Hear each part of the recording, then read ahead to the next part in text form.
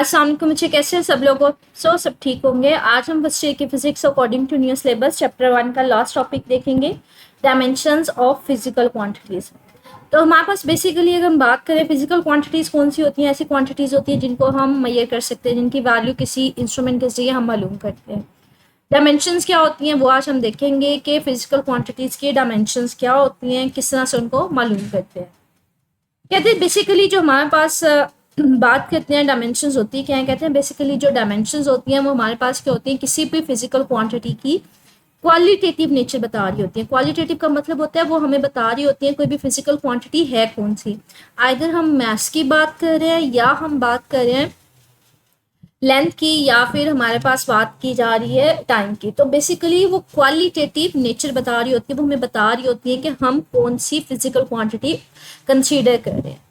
कहते हैं डायमेंशंस होती क्या है, कहते हैं जो हमारे पास हमने बेसिक सिंपल क्वांटिटीज पढ़ी थी, जैसे हमारे पास हमने मास, टाइम, कह लें लेंथ, ये सारी पढ़ी थी बच्चे। इनको ना एक स्पेसिफिक सिंबल दे दिया जाता है, इनको स्पेसिफिक सिंबल असाइन कर दिया जाता है, और उस सिंबल को अगर हम लोग विद इन स्क्वायर ब्रैकेट लिखते हैं तो उसको हम नाम दे देते हैं डायमेंशन का। तो यहाँ पे ये कह रहे हैं कि जैसे आप लोगों के पास कुछ क्वांटिटीज थी, जैसे लेंथ हो गई, मास हो गया, टाइम हो गया, उन सबको ना एक स्पेसिफिक सिंबल दे दिया जाता है, आर गिवन बाय सिंबल, उनको एक सिंबल दे दिया जाता है और उसको विद इन स्क्वायर ब्रैकेट लिखते हैं तो हम लोग कहते हैं वो उसकी डायमेंशन है। तो डायमेंशन होती क्या है वो यहाँ पे बता रहे हैं कि हर क्वांटिटी, यूजुअली बेस क्वांटिटी को एक स्पेसिफिक सिंबल दे दिया जाता है, और अगर उस सिंबल को आप विद इन स्क्वायर ब्रैकेट लिख देते हैं तो वो हम कहते हैं हमारे पास क्या है, वो उसको स्क्वायर ब्रैकेट में लिखने की वजह से हम कहते हैं वो हमारे पास उसकी क्या है, डायमेंशन। अब डायमेंशन हमें बता क्या रही होती है, वो बेसिकली हमें किसी भी फिजिकल क्वांटिटी की क्वालिटेटिव नेचर बता रही होती है। कहते हैं फॉर एग्जांपल जो हमने 7 बेस क्वांटिटीज पढ़ी थी उनको स्पेसिफिक सिंबल दे दिए जाते हैं, और इन सिंबल्स के इर्द गिर्द अगर आप स्क्वायर बड़ी ब्रैकेट लगा दें तो हम उसको कहते हैं ये डायमेंशन है उसकी।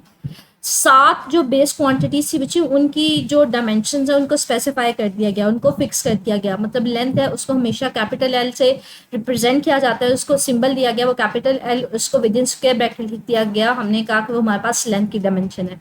मैथ्स को कैपिटल एम को विद इन स्क्वायर ब्रैकेट लिखा गया तो हमने कहा मैथ्स की डायमेंशन है। इसी तरह से टाइम की, इसी तरह से इलेक्ट्रिक करंट की आई, टेम्परेचर की थीटा, ल्यूमिनेंस इंटेंसिटी की जे, और अमाउंट ऑफ सब्सटेंस की एन।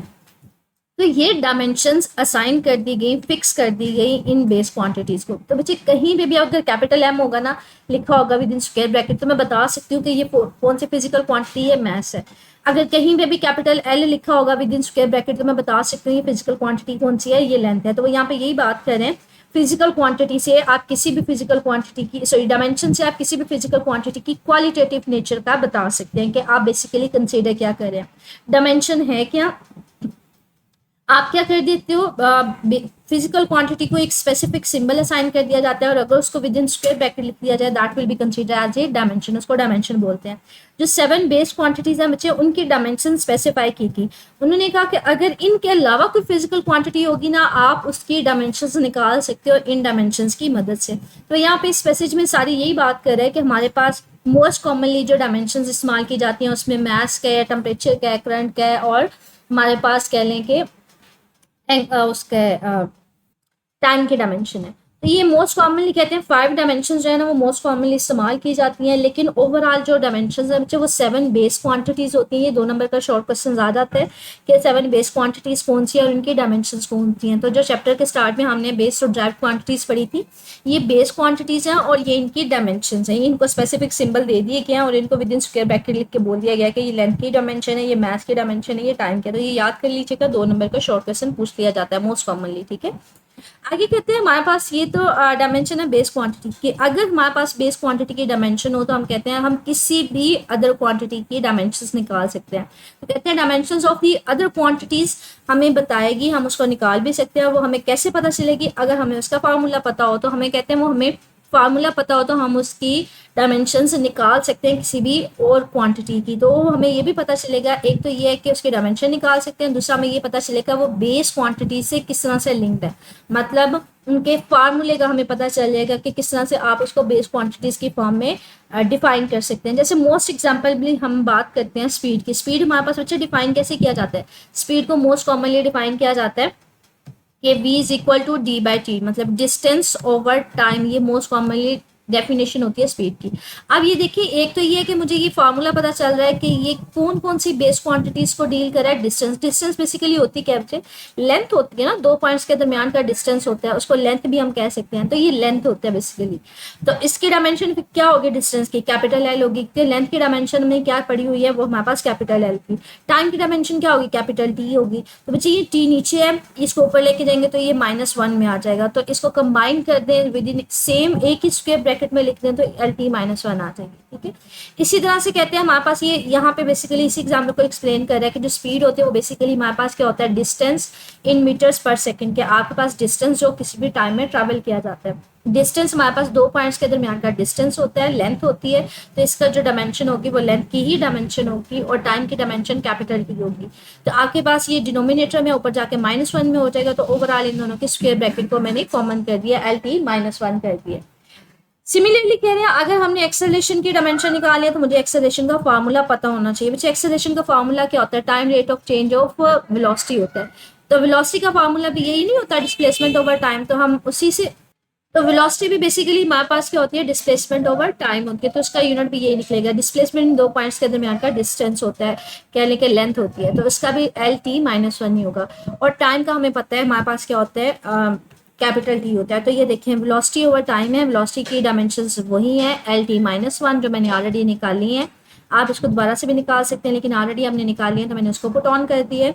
टाइम की डायमेंशन जो है कैपिटल टी है। अब ये देखिए कैपिटल टी है, नीचे डिवीजन में है, ये ऊपर जाके इसकी पावर क्या हो जाएगी माइनस में, तो ऑलरेडी एक -1 था, ये भी ऊपर जाके -1 हो गया, तो टोटल मेरे पास क्या होगी, एल टी -2।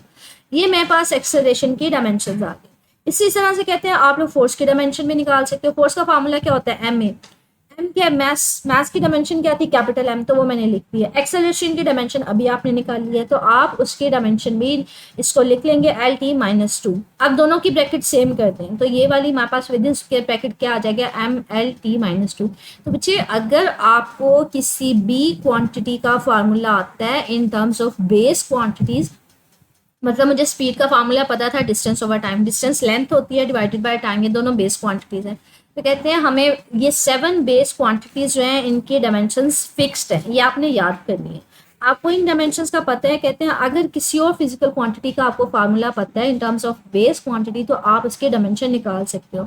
जैसे यहाँ पे मुझे d/t स्पीड का फार्मूला पता था, डिस्टेंस ओवर टाइम, तो आपने डिस्टेंस की डायमेंशन लिख दी, टाइम की डायमेंशन लिख दी, उसको सिंप्लीफाई करके आपके पास स्पीड की डायमेंशन आ गई। आपको एक्सेलरेशन का फार्मूला पता था, आपने उसको लिख दिया। आपको फोर्स का फार्मूला पता था, आपने वहां से डायमेंशन फाइंड आउट कर ली।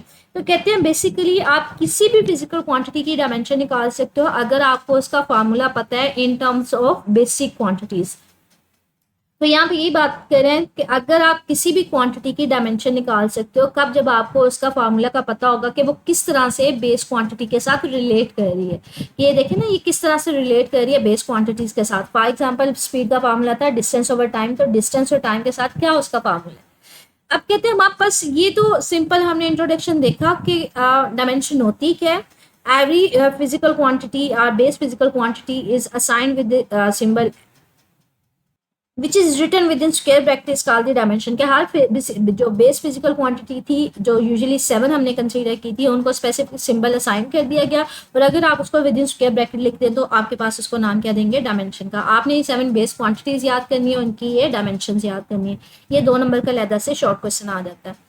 उसके अलावा आपके पास डायमेंशन शो क्या कर रही होती है बच्चे, वो आपके पास क्वालिटेटिव नेचर बता रही होती है। कहीं पे भी डायमेंशन हो तो आप बता सकते हैं कि आपके पास क्वांटिटी कौन सी है, ठीक है, फिजिकल क्वांटिटी कौन सी ले रहे हैं। फॉर एग्जांपल आपके पास कैपिटल एम है तो आप बता सकते हो यहाँ पे मैथ्स हम पढ़ रहे हैं। कैपिटल टी होगा तो आप बता सकते हो यहाँ पे टाइम की बात हो रही है। तो इन सारे पैसेज में से सिर्फ ये 2 लाइंस करनी है। इसके अलावा आपने वो जो मैंने आपको टेबल शो किया आपने ये लाजमी याद करना है क्योंकि ये 2 नंबर का शॉर्ट क्वेश्चन आ जाता है। बेस क्वांटिटीज लिखे और उनके डायमेंशंस लिखें, ठीक है। इसके अलावा हमारे पास है कि आपके पास अदर देन दिस के बेस क्वांटिटीज के अलावा अगर आपने कोई मालूम करनी हो तो वो कहते हैं अगर आपको इसका फार्मूला पता है कि बेस क्वांटिटीज के फॉर्म में वो क्वांटिटी किस तरह से लिंक्ड है तो आप उसकी डायमेंशन निकाल सकते हो। जैसे स्पीड का मुझे फार्मूला पता था, डिस्टेंस ओवर टाइम था, तो आपने उसकी डायमेंशन निकाल ली। एक्सेलरेशन का फार्मूला पता था, आपने उसकी डायमेंशन निकाल ली। इसी तरह से फोर्स का पता था, आपने उसकी डायमेंशन भी निकाल ली। तो ये ओवरऑल एक शॉर्ट क्वेश्चन बन सकता है। आगे कहते हैं हमारे पास यूज क्या है डायमेंशंस का कि आप इसको इस्तेमाल कहाँ पे करते हैं। कहते हैं सबसे पहले होता है कि आप इसको होमोजेनिटी ऑफ फिजिकल इक्वेशंस को चेक करने के लिए कि इधर वो ठीक है या नहीं है, उसको चेक करने के लिए डायमेंशंस को इस्तेमाल करते हैं। ठीक है, तो कहते हैं correctness of the physical equation अगर आपके पास कोई इक्वेशन दी हुई है तो अगर आपने चेक करना है कि वो ठीक है या नहीं तो आप वहाँ पे डायमेंशंस को इस्तेमाल करेंगे। कहते हैं कैसे इस्तेमाल करेंगे, अगर कोई क्वेश्चन है, क्वेश्चन में क्या होता है बच्चे, कुछ चीज़ लेफ्ट साइड पे होती है, कुछ राइट साइड पे होती है। फॉर एग्जाम्पल ये मेरे पास कोई क्वेश्चन है, s is equal to v i t plus 1/2 a t square, तो लेफ्ट साइड पे भी कुछ होती है is equal to right side पे। तो इस तरह की अगर कोई फॉर्म आ जाए तो वो क्वेश्चन होती है। कहते हैं आपके पास किसी भी क्वेश्चन की करेक्टनेस को चेक कर सकते हैं क्या इधर वो क्वेश्चन ठीक है या नहीं है। तो वो कैसे चेक करेंगे, कहते हैं डायमेंशन जो है ना दोनों साइड्स पे इक्वल साइन के, दोनों साइड्स पे डायमेंशन क्या होनी चाहिए, वो सेम होनी चाहिए। अगर डायमेंशन दोनों साइड पे सेम होंगी तो हम कहेंगे कि वो फिजिकल इक्वेशन क्या है, करेक्ट है। ठीक है, डायमेंशनली करेक्ट है, सॉरी। तो इसको हम लोग प्रिंसिपल ऑफ होमोजेनिटी भी कहते हैं कि हमारे पास अगर इक्वेशन में दोनों साइड्स पे डायमेंशन सेम हो, वो डायमेंशनली ठीक हो, तो हम कहते हैं वो डायमेंशनली इक्वेशन करेक्ट है। ठीक है, कहते हैं सपोज करें मेरे पास एक गाड़ी है, वो स्टार्ट करी है रेस्ट से, मतलब इनिशियल वेलोसिटी इसकी 0 है, तो वो कवर कुछ डिस्टेंस कर रही है टाइम टी में, तो आपके पास ये इक्वेशन क्या बन जाएगी, s is equal to v i t plus 1/2 a t square. Initial velocity क्या थी, वो रेस्ट पे थी, तो ये टर्म तो 0 हो जाएगी। बाकी हमारे पास क्या बचेगा, ये टर्म 0 करने के बाद आपके पास सिर्फ 1/2 ए टी स्क्वायर बच जाएगा। अब इस इक्वेशन में देखें लेफ्ट साइड की जो डायमेंशन है वो राइट साइड की डायमेंशन के इक्वल है, तो पहले लेफ्ट साइड को चेक कर लेते हैं। बच्चे लेफ्ट साइड पे क्या है, डिस्टेंस है ना, डिस्टेंस होता है क्या, दो पॉइंट्स के दरमियान का लेंथ होती है, तो डिस्टेंस की डायमेंशन क्या होगी, कैपिटल एल होगी, जो लेंथ की डायमेंशन है। तो आपने लेफ्ट साइड पे उसकी डायमेंशन क्या चेक कर ली, हमारे पास एल है। राइट साइड पे देखें मुझे 1/2 तो कांस्टेंट है ना, ये तो नंबर है, इसकी तो कोई डायमेंशन नहीं है। एक्सेलरेशन की अभी आपने 2 मिनट पहले डायमेंशन निकाली, वो हमारे पास क्या होती है, एल टी माइनस 2। मैं यहाँ पे इसी को यूज कर रही हूँ, मैंने ऑलरेडी आपको बता दिया ये किस तरह से मालूम की गई है। तो एक्सेलरेशन की डायमेंशन हमारे पास क्या है, एल टी -2।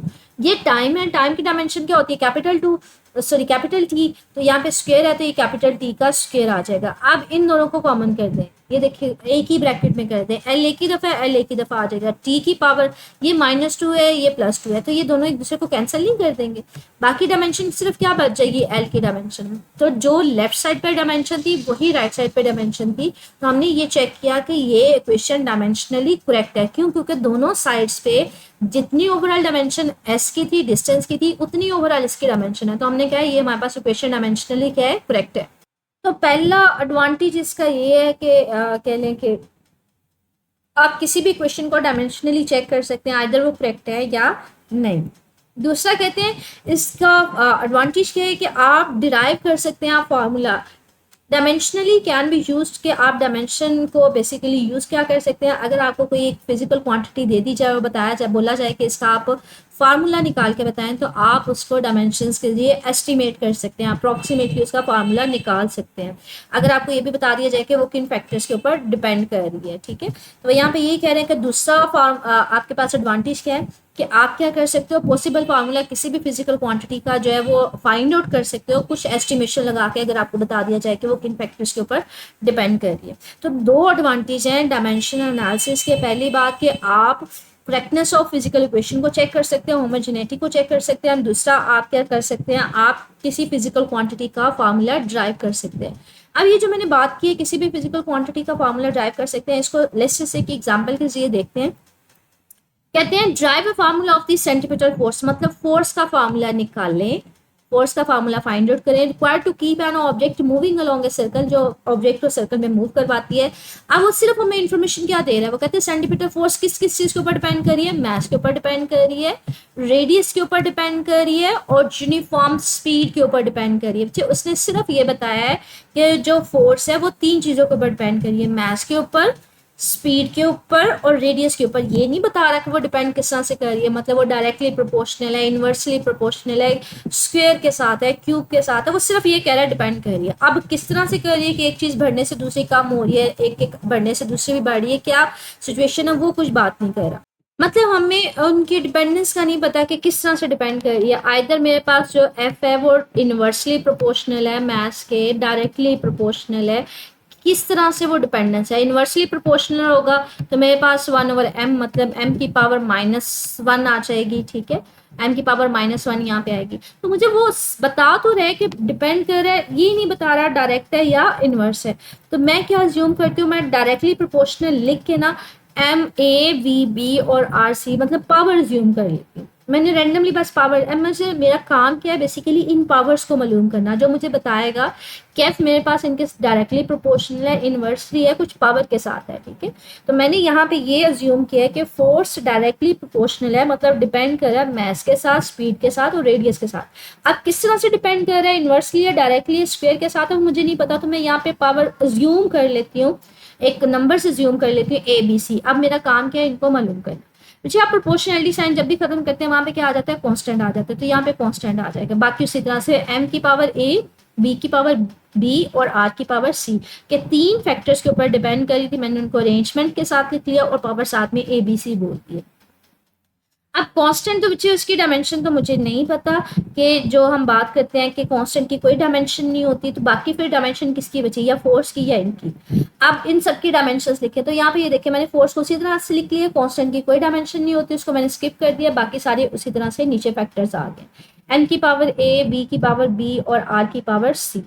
अब हमारे पास डायमेंशन सबकी लिखेंगे बच्चे। फोर्स की डायमेंशन क्या होती है, एम एल टी -2। ये अभी 2 मिनट पहले हमने ये टॉपिक में ड्राइव किया था बच्चे, मैं इसको ड्राइव नहीं करी क्योंकि ऑलरेडी हमें पता है कि फोर्स की डायमेंशंस क्या होती हैं, ये होती हैं। ठीक है, एम एल टी -2 जो अभी हमने मालूम की है। ठीक है, मैंने वही डायमेंशंस फोर्स की यहाँ पे लिख दी है। मास की डायमेंशन क्या होती है बच्चे, कैपिटल एम होती है, तो पावर उसी तरह से आ जाएगी। स्पीड की डायमेंशन क्या होती है, वो एल टी -1 होती है या एल डिवाइडेड बाई टी होती है। डिस्टेंस ओवर टाइम होता है तो एल ओवर टी आ जाएगा। और रेडियस बेसिकली लेंथ ही होता है ना सर्कल का, हम कहते हैं रेडियस होता है क्या, सेंटर से लेके सेंटर से लेके जो सर्कल पे किसी भी पॉइंट तक का जो डिस्टेंस होता है उसको हम रेडियस बोल देते हैं। ठीक है, तो ये भी लेंथ होती है, तो इसका हमारे पास भी क्या होगा, डायमेंशन कैपिटल एल होगी। पावर उसी तरह से लिखते जाए। अब ये देखिए मुझे फोर्स की डायमेंशन उसी तरह से आ जाएगी, एम की उसी तरह से, ये एल डिवाइड हो रहा था ऊपर जाके क्या हो जाएगा, -1 में हो जाएगा, और ये एल उसी तरह से आ जाएगा। अब ये सारी ब्रैकेट्स मेरे पास 3 ब्रैकेट्स हैं, कहते हैं आप तीनों डायमेंशंस को एक ही स्क्वायर ब्रैकेट में, एक ही बड़ी ब्रैकेट में लिख दें, तो मैं एक ही सिंगल ब्रैकेट में लिख रही हूँ। एम एक ही था तीनों में, तो एक ही दफा आ गया विद पावर ए। अब एल देखिए 2 दफा है, एक एल ये है, इसकी पावर क्या है बी, और दूसरा एल ये है, इसकी पावर क्या है सी। तो बच्चे 2 दफा एल है, और पावर अगर मल्टीप्लाई हो रही हो ना बच्चे, उसको हमेशा प्लस की फॉर्म में लिखते हैं। तो ये एक दफा आ जाएगा एल एक ही दफा आएगा, लेकिन 2 दफा पावर है तो इसको बी प्लस सी लिखा जाएगा। मतलब एक एल की पावर ये थी और एक एल की पावर बी थी, तो पावर जब मल्टीप्लाई हो तो बच्चे उनको ओवरऑल, मतलब अगर इस तरह से मेरे पास कोई डिजिट है एल बी है और दूसरा मेरे पास क्या था, एल सी था मेरे पास। ठीक है, अब अगर इनके कोएफिशिएंट सेम हो, मतलब कोएफिशिएंट का मतलब है ये वाली चीजें जो जिनकी कुछ पावर ली जा रही है, अगर वो सेम है और पावर डिफरेंट है, तो आप इसको सेम लिख सकते हो एल, और पावर्स को क्या कर देते हैं, ऐड कर देते हैं, तो पावर्स क्या आ जाएंगी, बी प्लस सी आ जाएगा। एल टी -1 था बच्चे, -1 है, तो बी को -1 से मल्टीप्लाई करेंगे तो माइनस बी आ जाएगा। अब ये देखिए ये मेरे पास कोएफिशिएंट आ गए, एम की कुछ पावर आ गई, एल की कुछ पावर आ गई और टी की कुछ पावर आ गई। अब इन दोनों का कंपैरिजन करवाना है बच्चे। m की पावर इधर क्या है a, इधर m की पावर क्या है, कुछ नहीं, मतलब इसका मतलब है यहाँ पे 1 है, जहाँ पे कुछ भी ना हो उसका मतलब क्या होता है 1 है। तो यहाँ पे कोएफिशिएंट सेम है, पावर को इक्वल करवा दे, a = 1 आ जाएगा। तो मेरे पास a की वैल्यू क्या आ गई, 1 आ गई। अब l की यहाँ पे क्या है, b प्लस सी, यहाँ पे l की क्या है, कुछ नहीं, मतलब 1, तो b प्लस सी = किसके इक्वल आ जाएगा, 1 के इक्वल आ जाएगा। ये देखें b प्लस सी = 1 आ गया। अब c की देखें, c की इधर पावर क्या है मेरे पास, सॉरी ये देखें यहाँ पे मेरे पास क्या है, b की वैल्यू अगर देखा जाए b प्लस सी मेरे पास 1 के इक्वल था। अब t की पावर को कंपेयर करवाएं कोएफिशिएंट को, -b किसके इक्वल आ जाएगा, -2 के इक्वल आ जाएगा। ये माइनस माइनस से खत्म हो जाएगा, तो b की वैल्यू मेरे पास क्या आ जाएगी, 2 आ जाएगी बच्चे। अब b की भी पता चल गई मुझे, a की भी पता चल गई, c का नहीं पता चला, तो ये 2 को इधर पुट करे, 2 इधर जाके माइनस में चला जाएगा, तो 1 - 2 क्या होगा, -1 आ जाएगा। तो यहाँ पे एक स्टेप मिसिंग है कि आपके पास b प्लस सी था =1 था, मुझे b का नहीं पता। ठीक है, अगले स्टेप में जब मैंने t के कोएफिशिएंट को कंपेयर करवाया तो मैंने देखा यहाँ पे -b किसके इक्वल आ गया, -2 के, या फिर b = 2 आ गया, दोनों साइड से माइनस खत्म हो गया। अब जहाँ पे b लिखे ना बच्चे, वहां पे क्या लिखे, वहां पे 2 लिख दे, क्योंकि b की वैल्यू क्या हमने मालूम की, 2 प्लस c = किसके इक्वल आ जाएगा, 1 के इक्वल आ जाएगा बच्चे। ये मेरे पास प्लस है इधर 2, दूसरी साइड पे जाके क्या हो जाएगा, माइनस हो जाएगा, तो c किसके इक्वल आ जाएगा, c मेरे पास आ जाएगा 1 माइनस टू के, ठीक है, ये 2 राइट साइड पे जाके क्या हो जाएगा, माइनस में हो जाएगा। 1 माइनस टू किसके इक्वल होता है, -1 के। तो ये देखें सी की वैल्यू क्या आ गई, -1 आ गई, बी की वैल्यू क्या आई थी 2 और ए की क्या आई थी 1। तो हमने ये पावर्स मालूम की हैं कि किसके साथ फोर्स है वो किस तरह से प्रोपोर्शनलिटी साइन के साथ आ रहा है।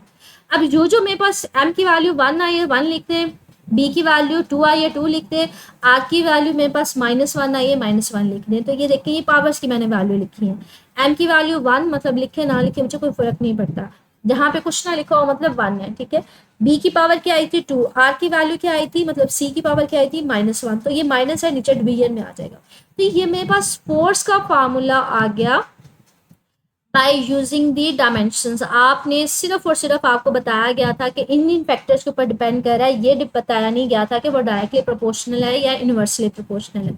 तो आपने कुछ पावर्स अज्यूम की, आपने ए बी सी अज्यूम कर लिया कि मुझे नहीं पता कि वो किस तरह से डिपेंड करे, आपने उसको कॉमनली ए बी सी का नाम दे दिया। अब आपका मेन कंसर्न क्या था, ए बी सी की वैल्यू मालूम करना, वो हमने मालूम की, डायमेंशंस पुट की, कंपैरिजन किया, तो हमने देखा कि हमारे पास जो है आर के साथ इन्वर्सली प्रोपोर्शनल है, एम के साथ डायरेक्टली है और वी के साथ स्क्वायर के साथ है। तो ये बेसिकली पावर्स मालूम करना होता है हमारा मेन काम। कहते हैं लेकिन जो हमारे पास डायमेंशनल कांस्टेंट है या डायमेंशन एनालिसिस है, डायमेंशंस के थ्रू आप कांस्टेंट की वैल्यू नहीं पता कर पाते। जो एक्सपेरिमेंट्स है वो हमें बता रहा है कि जो इसकी कांस्टेंट की वैल्यू होती है वो वैसे हमारे पास 1 होती है, तो 1 को पुट करेंगे तो सेंटीमीटर फोर्स का फार्मूला क्या आ जाएगा, M B square over R आ जाएगा। तो आप कभी भी कांस्टेंट की वैल्यू मालूम नहीं कर पाते, ठीक है। तो इसका ड्रॉबैक यही था कि आप इसका फार्मूला तो एस्टिमेट कर सकते हो लेकिन कांस्टेंट की वैल्यू मालूम नहीं करते। तो आपके पास जो डायमेंशन फार्मूला देगा वो किस फॉर्म में, लास्ट फार्मूला देगा, उसमें कांस्टेंट का हमें नहीं पता होता। कांस्टेंट आप यूजुअली एक्सपेरिमेंट्स के थ्रू फाइंड आउट करते हैं। तो ये इसका ड्रॉबैक था कि आप इसके जरिए कांस्टेंट की वैल्यू मालूम नहीं कर पाते। अब लिमिटेशंस क्या है, मुझे लिमिटेशंस पहली तो यही बात है कि जो भी हमने बात की कि आप फार्मूला तो ड्राइव कर लेते हो लेकिन वो आपको कांस्टेंट की वैल्यू नहीं बता पाता। दूसरा हमारे पास क्या थी कि हमने ये कहा था कि आप इसके जरिए किसी भी क्वेश्चन को चेक करते हैं आइदर वो करेक्ट है या नहीं। तो बच्चे ये याद रखिएगा अगर कोई क्वेश्चन डायमेंशनली करेक्ट है इसका मतलब है वो करेक्ट हो भी सकती है या नहीं भी, तो वो दोनों पॉसिबिलिटी है। हाँ अगर कोई डायमेंशंस के लिहाज से ठीक ना हो तो वो 100% गलत होती है। तो ये कुछ हद तक इन्फॉर्मेशन देता है कि अगर डायमेंशनली गलत हो जाए तो हम कहते हैं वो क्वेश्चन गलत ही है, उसको प्रोसीड करने की जरूरत नहीं है। हाँ अगर डायमेंशनली वो ठीक है मतलब लेफ्ट साइड राइट साइड के इक्वल है तो हम कहते हैं वो क्वेश्चन ठीक भी हो सकती है और नहीं भी, तो कुछ हद तक उसके बारे में इंफॉर्मेशन दे रहा होता है। तो यहाँ पे वो यही बात कर रहे हैं कि आपके पास डायमेंशनल एनालिसिस जो है वो ये डायमेंशनल मेथड आपको ये नहीं बताता कि क्वेश्चन कहाँ पे गलत है। अगर कोई इक्वेशन डायमेंशन के हिसाब से करेक्ट है तो हम कह सकते हैं वो क्वेश्चन में भी करेक्ट हो मे बी नॉट। क्यों? क्योंकि आप उसके जरिए आप इस मेथड के जरिए कभी भी इंफॉर्मेशन कांस्टेंट या न्यूमेरिकल फैक्टर्स के बारे में नहीं बता पाते। फॉर एग्जांपल आपके पास equation S is equal to अभी जो हमने बात की है 1 VIT प्लस 1/2 AT², तो आप कांस्टेंट को डिस्कस ही नहीं कर पाते, ठीक है। तो कांस्टेंट के बारे में इंफॉर्मेशन नहीं पता कर पाते।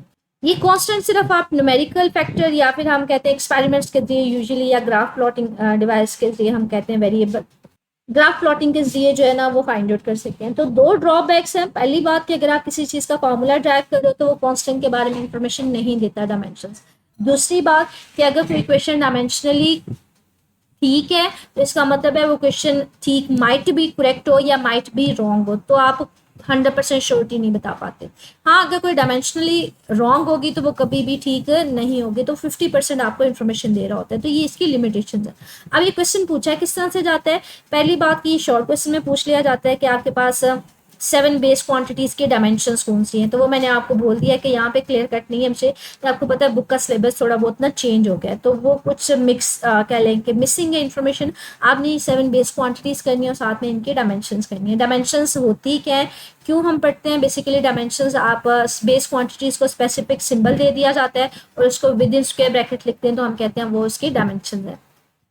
डायमेंशन बेसिकली फिजिकल क्वांटिटी की क्वालिटेटिव नेचर के बारे में बता रहा होता है। ये शॉर्ट क्वेश्चन में पूछ लिया जाता है कोई सा भी क्वेश्चन के, जैसे स्पीड की डायमेंशन क्या होती है मालूम करके बताएं, एक्सेलरेशन की क्या होती है मालूम करके बताएं, फोर्स की क्या होती है वो मालूम करके बताएं। तो ये लहदा से शॉर्ट क्वेश्चन बन सकते हैं। तो आपको इनका बेसिक फार्मूला आना चाहिए। स्पीड है तो डिस्टेंस ओवर टाइम है, तो आप इसकी डायमेंशन लगा के इसका निकाल सकते हैं। एक्सेलरेशन है उसका फार्मूला आना चाहिए। V/T है वेलोसिटी ओवर टाइम होता है, तो आप उसका फार्मूला लगा के उसको फाइंड आउट कर लेंगे। तो ये मोस्ट कॉमनली एमसीक्यू में पूछ ली जाती है डायमेंशंस, या फिर ये शॉर्ट क्वेश्चन बन सकता है। ये मोस्ट कॉमन क्वेश्चन है कि डायमेंशनल एनालिसिस का या डायमेंशन जो मेथड है उसका फ़ायदा क्या है। कहते हैं इसका दो फायदे हैं, एक तो आप correctness of physical equation find out कर सकते हैं, दूसरा आप उसका फार्मूला ड्राइव कर सकते हैं। मुझे इसके लिए आपने ना एग्जाम्पल साथ में लास्ट में मेंशन कर दिए। अगर ये लॉन्ग क्वेश्चन में आ जाता है कि आप किस तरह से, अगर तो शॉर्ट क्वेश्चन में आता है तो 2 पॉइंट्स लिखते हैं, we can see the correctness of physical equation. Second ये आ जाता है कि we can derive the formula of physical quantity. अगर ये लॉन्ग क्वेश्चन में आता है तो बच्चे साथ में फिर यहाँ पे ये वाली एग्जांपल्स एक्सप्लेन करेंगे, ठीक है, ये वाली एग्जांपल और साथ में ये वाली एग्जांपल। ये अलहदा से 2 नंबर का शॉर्ट क्वेश्चन पूछा जा सकता है कि लिमिटेशंस क्या है डायमेंशन एनालिसिस की। तो लिमिटेशंस यही है कि आप फिजिकल करेक्टनेस चेक कर सकते हैं, क्वेश्चन की जो फिजिकल क्वेश्चन है उसकी करेक्टनेस चेक कर सकते हैं, लेकिन अगर कोई फिजिकली करेक्ट है तो वो करेक्ट हो भी सकती है और नहीं भी, माइट और माइट नॉट भी, ठीक है। तो दोनों पॉसिबिलिटी है। हाँ, अगर कोई डायमेंशनली रॉन्ग होगी तो वो 100% रॉन्ग होगी। दूसरा, आप अगर कोई फार्मूला ड्राइव करते हैं तो ये आपको कॉन्स्टेंट के बारे में इंफॉर्मेशन नहीं प्रोवाइड करता, ठीक है। आप देखिए ये क्वेश्चन आपके एक्सरसाइज में किस तरह से है। अच्छा, ये देखिए क्वेश्चन नंबर 1.4 है, कहते हैं explain with examples the writing of physical quantities into their dimensions. कि आप डायमेंशंस में कैसे लिखते हैं। आप इसमें पहले डायमेंशंस को इंट्रोड्यूस करवाएंगे, फिर बेस क्वांटिटीज की डायमेंशंस लिखेंगे, फिर आप उसमें लिखेंगे स्पीड की डायमेंशन मालूम कर लें या एक्सेलरेशन की। उसके दो बेनिफिट्स में वही आपने बताना है कि हम करेक्टनेस को चेक कर सकते हैं, होमोजेनिटी को चेक कर सकते हैं, और दूसरा हम फार्मूला ड्राइव कर सकते हैं, ठीक है। दूसरा ये आपको एक क्वेश्चन दिया हुआ है 1.5 में, check the homogeneity of the equation के एक फार्मूला दिया हुआ है, कहते हैं इसको चेक करें आइदर ये होमोजेनियस है या नहीं। ये मतलब लेफ्ट साइड की जो डायमेंशन है वो राइट साइड के इक्वल है या नहीं। उसको मैं बता रहा है कि हमारे पास यहाँ पे टी क्या है, टेंशन फोर्स है। टेंशन मतलब ये फोर्स है, फोर्स की डायमेंशन लगेगी। एल क्या है, लेंथ है, और एम क्या है, ये मैस है। इन सब की ये डायमेंशन आप पुट करें और बताएं जो राइट साइड की डायमेंशन है वो लेफ्ट साइड की डायमेंशन के इक्वल है या नहीं। इसको देखते हैं। ये देखिए क्वेश्चन बताया हुआ है कि आपने चेक करना है अगर ये क्वेश्चन जो है वो हमारे पास फार्मूला डायमेंशनली करेक्ट है या नहीं। लेफ्ट साइड पे क्या है, स्पीड है बच्चे। अब हमारे पास स्पीड का फार्मूला क्या होता है, डायमेंशन क्या होती है, अभी हमने देखी है वो LT-1 होती है, ठीक है। डिस्टेंस ओवर टाइम होता है तो डिस्टेंस की जगह L आ जाएगा डिवाइडेड बाय टाइम T-1 आ जाएगा। तो लेफ्ट साइड की डायमेंशन क्या है, LT-1। अब राइट साइड की डायमेंशन निकालनी। राइट साइड पे T क्या है, टेंशन फोर्स। फोर्स का मतलब टेंशन फोर्स का मतलब है फोर्स है। दूसरी L क्या है, लेंथ है। डिवीजन में मेरे पास M है, मैथ को ऊपर ले गई तो मैं M-1 आ जाएगा।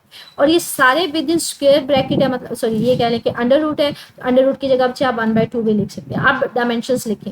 फोर्स की डायमेंशन क्या होती है, अभी आपने मालूम की है, MLT-2 होती है। लेंथ की डायमेंशन वो ऑलरेडी लेंथ की है, कैपिटल L होती है। मैथ की क्या होती है, capital M with power -1 equal to. बच्चे अब क्या करें, इन सारी इक्वेशंस जो सेम कोएफिशिएंट है ना उनको मिला दें। ये M सिंपल है, ये M-1 है, तो ये दोनों एक दूसरे को क्या कर देंगे, खत्म कर देंगे। ये M खत्म हो जाएगा। ये L की पावर एक ये है, एक ये है। 1 प्लस मल्टीप्लीकेशन है तो पावर से ऐड हो जाती है हमसे। L एक ही आ जाएगा, 1 + 1 कितना हो जाएगा 2, और T की पावर क्या है -2 विद कह लें 1/2। अब ये 1/2 इसके साथ भी है, 1/2 इसके साथ है, तो इसके साथ दोनों को खत्म कर देगा। तो ये सिंपल क्या आ जाएगा, LT-1। तो राइट साइड की डायमेंशंस भी वही नहीं है जो लेफ्ट साइड पे स्पीड के डायमेंशन से। तो हमारे पास ये क्या है, क्वेश्चन की दोनों साइड्स के डायमेंशन सेम है, तो हमने क्या है ये homogeneous dimensionally correction question correct है, ठीक है। तो ये लॉन्ग क्वेश्चन का पार्ट है। 1.5 लॉन्ग क्वेश्चन है।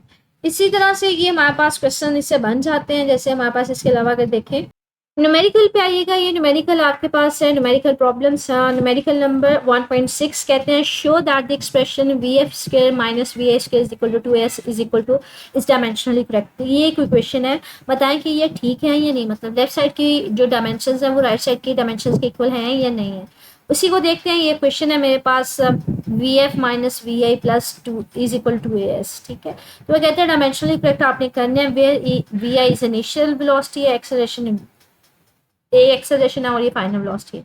तो इस इक्वेशन को थोड़ा सा मैंने प्लस की फॉर्म में कर लिया, ये माइनस में था और दूसरी साइड पे जाके प्लस हो गया। ये मेरे पास इक्वेशन बन गई VF² is equal to 2S + VI²। अब आपने इसको चेक करना है आइदर आपके पास लेफ्ट साइड की डायमेंशन जो हैं वो राइट साइड की डायमेंशन के इक्वल हैं या नहीं। मैंने रीअरेंज किया थोड़ा सा क्वेश्चन को। अब यहाँ पे क्या है, लेफ्ट साइड पे क्या है, वेलोसिटी है। वेलोसिटी की डायमेंशन क्या होती है, LT-1 स्क्वायर है, तो ये स्क्वायर इसके ऊपर आ जाएगा।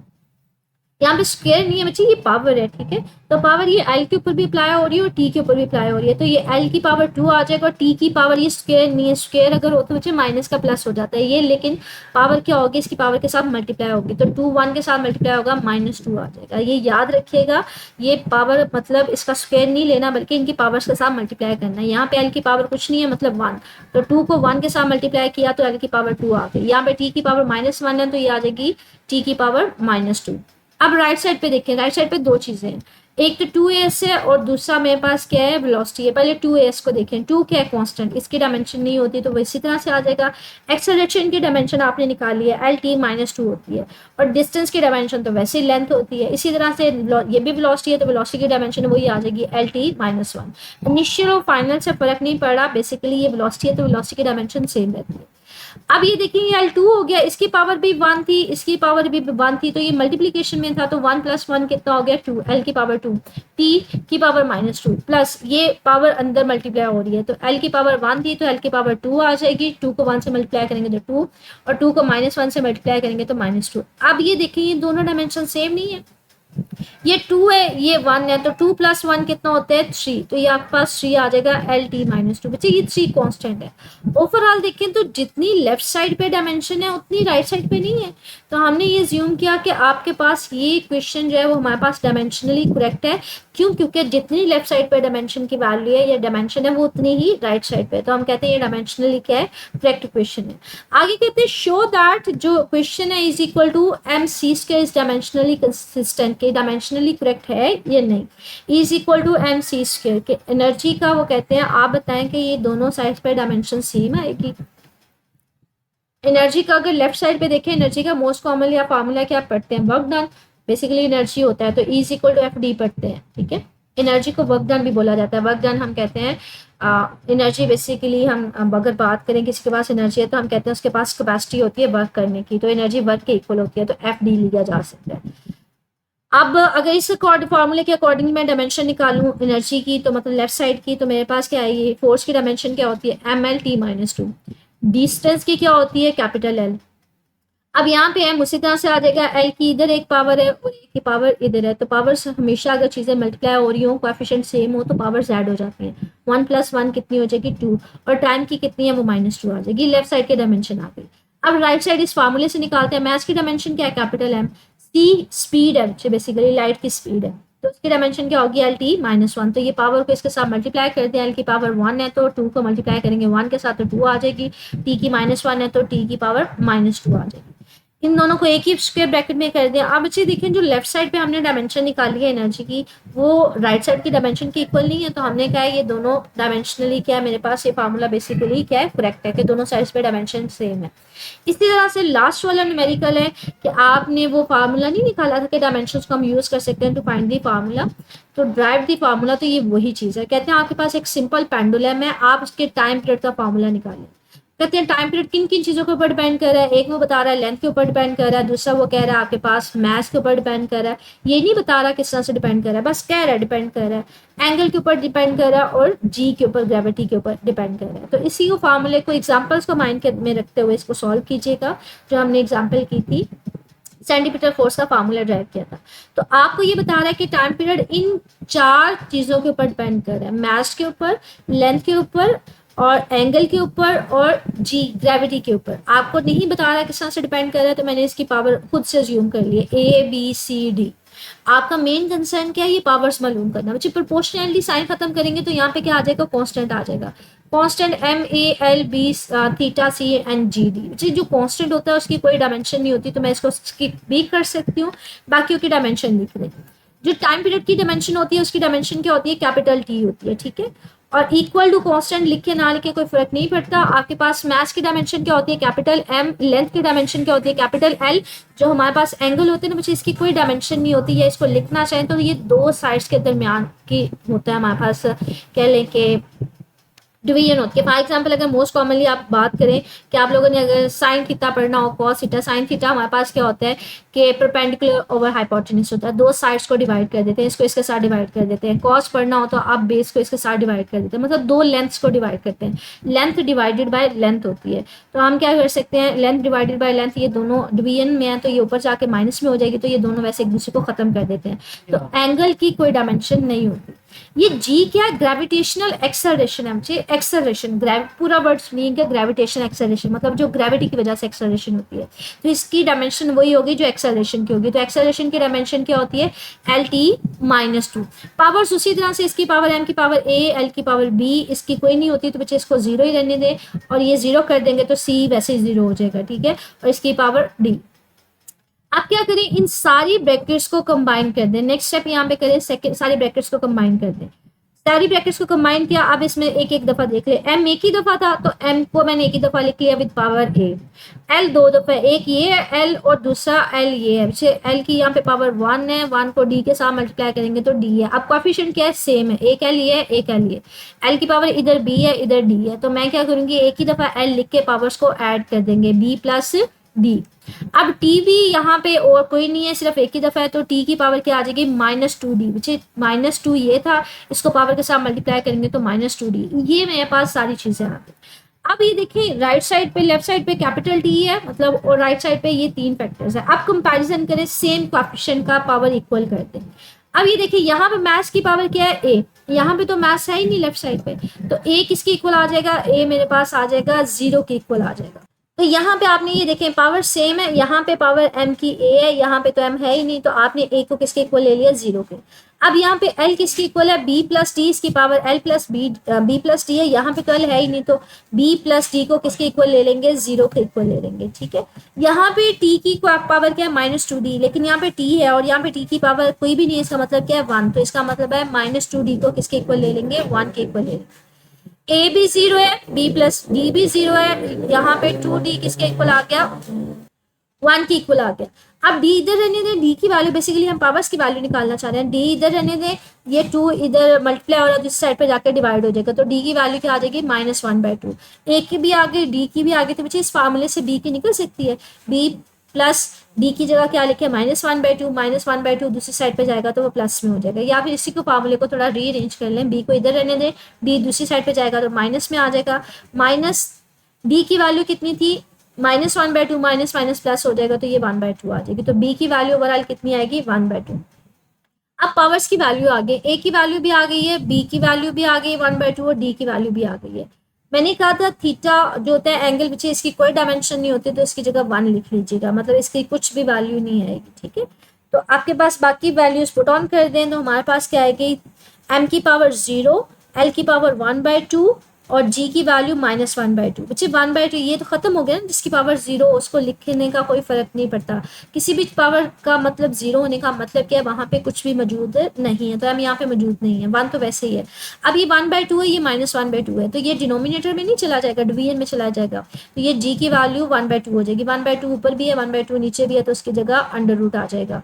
तो ये हम कहेंगे कि time period is directly proportional to है √L/G। ये कांस्टेंट के बारे में किसी किस्म की इंफॉर्मेशन नहीं देता, तो ये न्यूमेरिकल है जो आज के टॉपिक से रिलेटेड था। तो आज के टॉपिक से रिलेटेड हमने देखा कि क्वेश्चंस, लॉन्ग क्वेश्चन कौन से बन सकते हैं, शॉर्ट कौन से बन सकते हैं, न्यूमेरिकल्स कौन से आ सकते हैं। तो स्टिल इससे रिलेटेड बच्चे कुछ पूछना हो तो कमेंट सेक्शन में लास्ट में पूछ लीजिएगा। ओके, अल्लाह हाफिज़।